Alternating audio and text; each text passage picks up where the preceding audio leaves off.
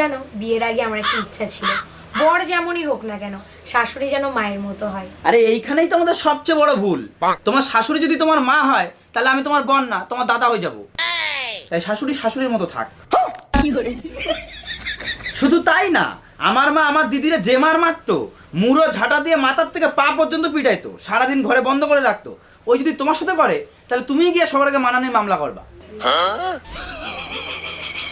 আর তার থেকে বড় কথা, ধরো আমার মার মধ্যে আর তোমার মধ্যে সামান্য ঝগড়া হলো, তখন তুমি কানতে কানতে আমারে বলবা যে আমি নাকি মার সাইড নিয়ে কথা বলি, আমি তোমারে বিয়ে করে আনছি কেন যদি আমি মার সাইড নিয়ে কথা বলবো। আবার ধরো আমি কখনো তোমার সাইড নিলাম, তখন আমার মা বলবে বাবু তুই এখন বিয়ের পরে মারে ভুলে গেছিস, বোর আঁচলের তলায় চলে গেছিস। এই যে একটা ব্যাপার, এই যে বাড়িতে একটা বিগ বস ফিলিং, এই ফিলিংটা তো পাবো না। তাই শাশুড়ি শাশুড়ির জায়গায় থাক, মা মার জায়গায় থাক, মার কোনো বিকল্প হয় না। তুমি কি সিরিয়াল দেখা শুরু করিছো? না, সেই দিক দিয়ে আমি পুরোপুরি সুস্থ।